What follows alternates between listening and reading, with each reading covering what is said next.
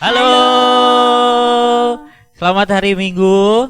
Selamat Paskah buat kita semua. Nah, adik-adik, pada pagi hari ini kembali kita akan beribadah kepada Tuhan. Kita bersyukur karena berkat Tuhan yang sungguh luar biasa dalam hidup kita.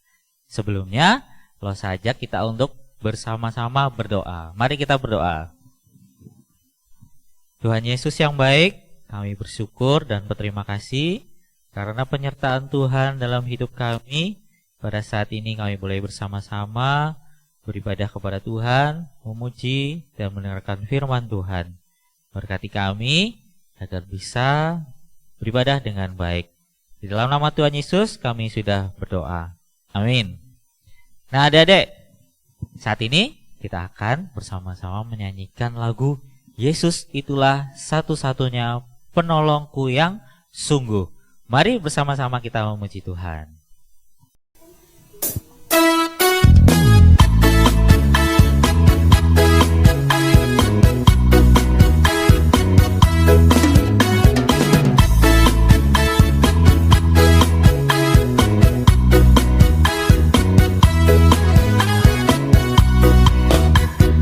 Yesus itulah satu-satunya penolongku yang sungguh. Dia berjanji akan kembali angkat kita semua. Oh, haleluya, puji Tuhan, upahmu besar di surga. Oh, haleluya, puji Tuhan, upahmu besar di surga. Yesus itulah satu-satunya penolongku yang sungguh. Dia berjanji akan kembali angkat kita semua. Oh, haleluya, puji Tuhan, upahmu besar di surga.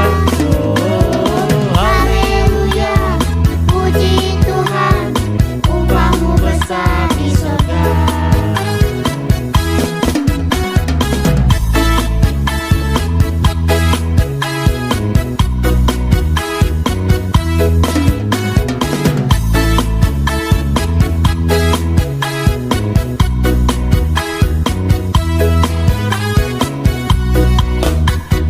Yesus itulah satu-satunya penolongku yang sungguh.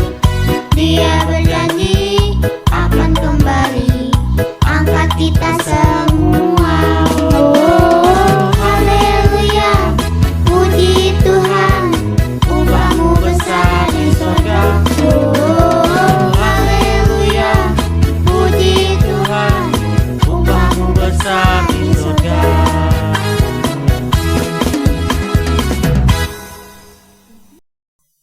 Nah, adik-adik, sekarang waktunya kita akan mendengarkan firman Tuhan. Tapi sebelumnya kita juga akan memberikan persembahan sebagai ucapan syukur kita. Kita akan memberikan persembahan sambil menyanyikan lagu Ku Istimewa.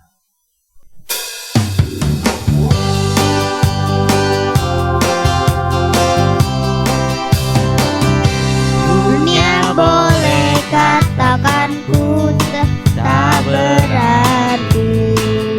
Dunia boleh katakan ku bukan siapa-siapa. Tapi ku hanya dengar apa kata Yesus.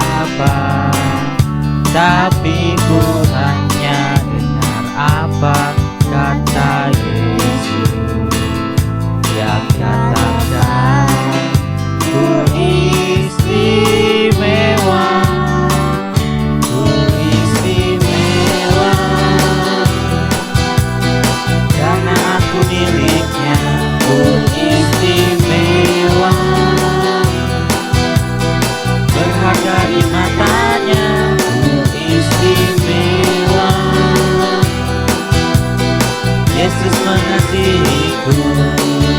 Dia lahir dalam hatiku dan jadikanku istimewa. Ku istimewa karena aku miliknya. ku istimewa, Berharga di matanya. ku istimewa. Yesus mengasihiku. Dia lahir dalam hatiku dan jadikanku istimewa.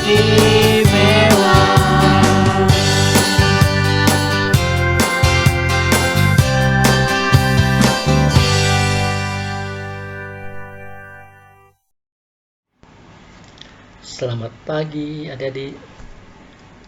Kembali hari ini kita bertemu lagi. Hari ini apa yang kita peringati? Ya, hari ini adalah hari Paskah. Hari ini hari Paskah bagi semua orang. Terutama bagi orang-orang yang percaya pada Tuhan. Tapi di luar sana, bagi mereka yang belum kenal Yesus, mereka juga tahu bahwa ini ada hari Paskah. Tapi mereka tidak mengerti apa itu Paskah. Tapi kita semua tahu. Kita sebagai anak Tuhan kita tahu semua. Dan hari ini kita akan kembali belajar firman Tuhan. Sebelumnya mari kita berdoa dulu. Tuhan Yesus, terima kasih. Karena kasih-Mu, kemurahan-Mu. Engkau rela menderita, dihina, menderita kesakitan, disiksa. Badanmu penuh dengan luka. Darah mengalir dari tubuhmu. Akhirnya engkau harus mati di kayu salib. Darahmu tercurah untuk membayar harga, membayar atas dosa-dosa kami, agar kami, orang-orang yang percaya, boleh selamat. Terima kasih Tuhan untuk kemurahan. Terima kasih karena Engkau juga sudah bangkit. Terima kasih karena kebangkitan-Mu mengalahkan kekuasaan maut dan memberi kami pengharapan. Terima kasih Tuhan, kami kembali akan belajar akan firman. Tuhan tolong kami, mampukan kami untuk mengerti, mampukan kami untuk memahami apa yang hendak Tuhan beritahukan bagi kami. Terpuji Tuhan, kami doa syukur hanya Tuhan Yesus. Amin. Nah adik, 2 minggu terakhir kita sudah belajar bagaimana Tuhan Yesus, dia ditangkap, dia dikhianati, dan ditinggalkan oleh murid-muridnya. Dan dia difitnah dalam persidangan. Dia dijatuhi hukuman bukan karena dia bersalah. Dia dijatuhi hukuman mati bukan karena dia bersalah dan berdosa, tapi karena kedengkian manusia. Karena dosa-dosa manusia harus ditanggungnya, dia harus rela bersabar menanggung semuanya itu. Sabar menanggung semua demi karena kasihnya bagi kita. Untuk itulah Tuhan Yesus datang ke dunia ini. Yaitu karena Tuhan Yesus mengasihi kita. Jadi rela datang untuk menebus dosa-dosa kita yang harusnya kita tanggung. Mari kita sama-sama belajar dan firman Tuhan berikut ini.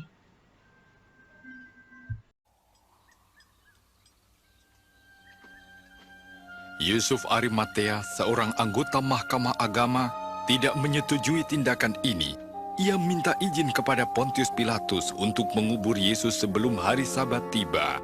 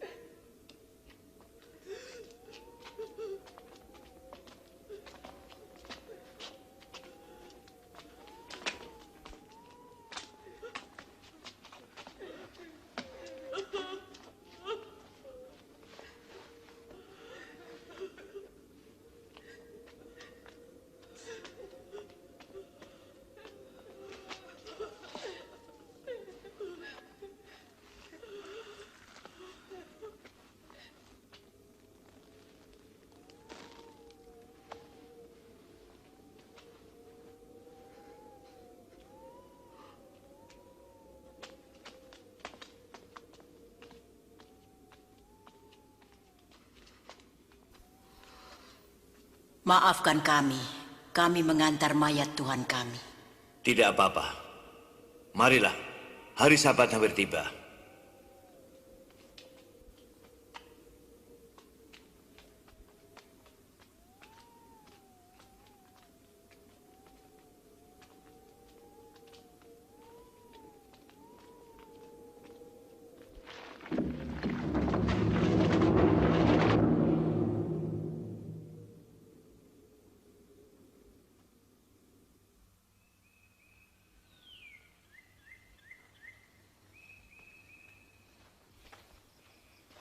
Pada hari Minggu pagi-pagi benar, perempuan-perempuan itu pergi ke kubur dengan membawa rempah-rempah. Mereka mendapati batu sudah terguling dari kubur itu, dan ketika masuk, mereka tidak menemukan mayat Tuhan Yesus.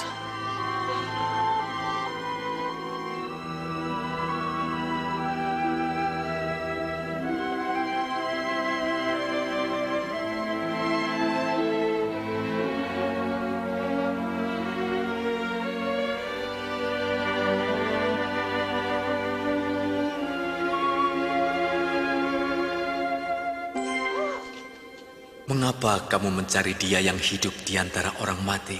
Ia tidak ada di sini. Ia telah bangkit. Seperti yang telah dikatakannya ketika di Galilea. Bahwa anak manusia harus diserahkan ke tangan orang-orang berdosa. Disalibkan dan akan bangkit pada hari yang ketiga.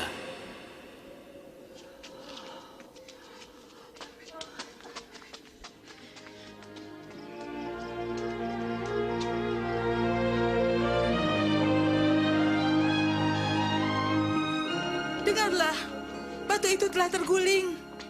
Kami masuk, dan mayat Tuhan kita hilang. Apa? Mayat Yesus hilang? 2 orang malaikat berdiri dekat kami, bercahaya seperti matahari, dan berkata, "Mengapa kamu mencari yang hidup di antara yang mati? Ini benar." Percayalah. Percayalah. Kami telah melihatnya. Pergi dan lihatlah. Kubur itu telah kosong. Tuhan telah pergi. Petrus, kau harus percaya pada kami.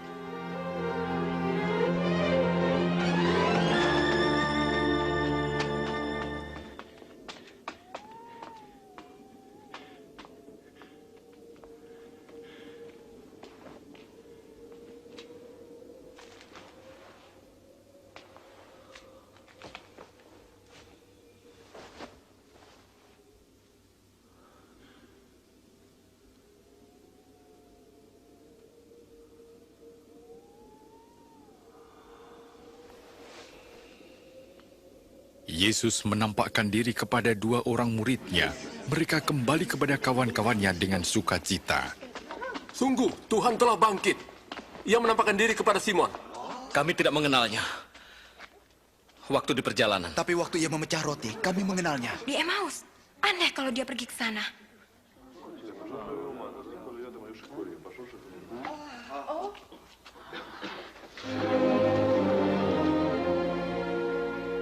Damai sejahtera bagimu.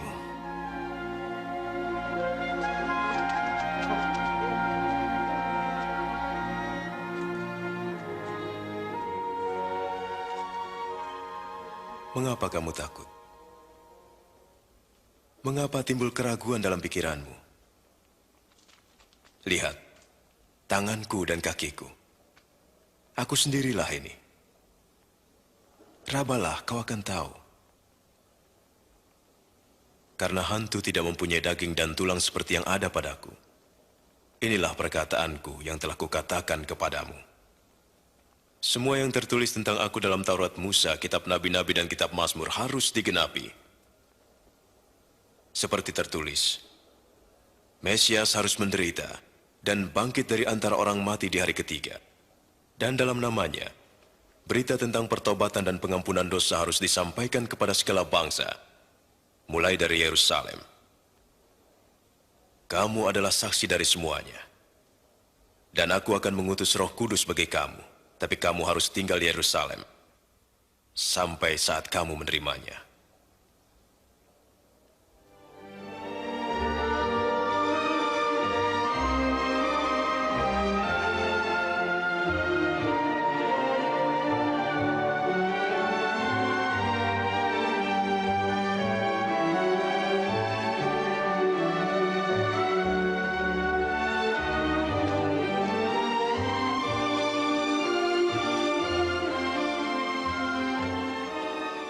Tuhan memberkati dan memelihara engkau. Kepadaku telah diberikan segala kuasa di surga dan di bumi. Karena itu pergilah, dan jadikanlah semua bangsa muridku, dan baptislah mereka dalam nama Bapa, Anak, dan Roh Kudus. Dan ajarlah mereka melakukan segala sesuatu yang telah kuperintahkan kepadamu. Dan ketahuilah, aku menyertai kamu senantiasa, sampai kepada akhir zaman. Amin.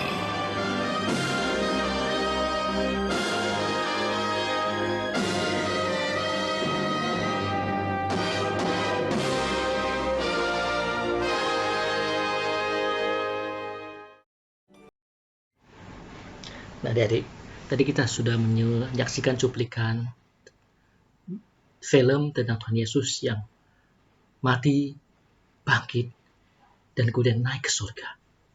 Apa yang kita pelajari hari ini? Bahwa Tuhan Yesus mati, tapi bukan karena kalah. Memang dia mati, mencurahkan darahnya, tapi demi untuk menebus dosa kita. Tuhan Yesus menang atas iman, ketaatannya pada Allah Bapa. Sehingga dia rela mati di kayu salib. Kemudian hari ketiga dia bangkit, mengalahkan kuasa maut, sehingga maut tidak lagi berkuasa. Kuasa maut tidak ada lagi bagi orang-orang yang percaya, yang sepenuhnya percaya pada Tuhan Yesus dan mengikuti Tuhan Yesus dengan taat dan setia.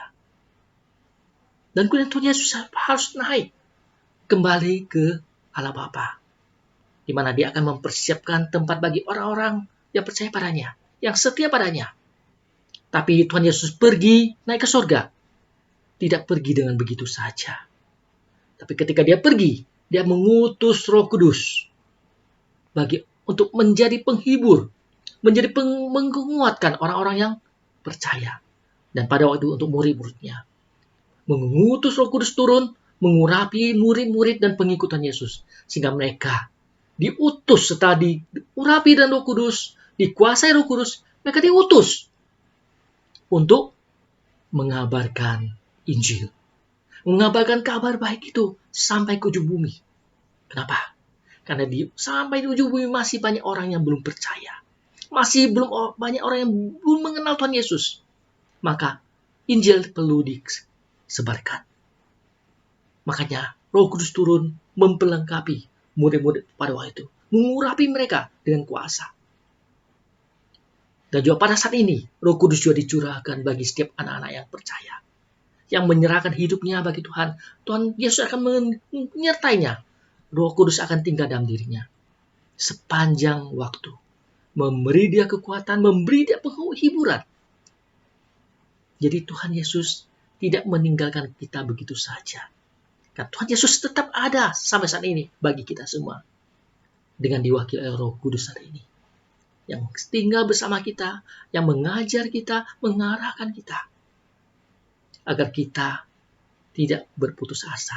Agar kita tidak patah hati dan putus asa. Karena tidak ada Tuhan Yesus. Tidak. Karena Roh Kudus sudah diutus menggantikan Tuhan Yesus untuk menjadi penolong kita saat ini. Sedangkan Tuhan Yesus mengawasi kita dari sana, di atas, di sorga. Dan ketika nanti suatu saat, pada waktunya, Tuhan Yesus akan datang, menjemput semua orang-orang yang percaya. Untuk diangkat bersama-sama dengan dia ke rumah Allah Bapa. Pada saat itulah, setiap orang yang percaya akan menerima mahkota kemuliaan atas kesetiaan dan ketaatannya. Loh, sepercaya, adik-adik semua, nantinya akan menerima anugerah mahkota kemuliaan yang sudah Tuhan sediakan.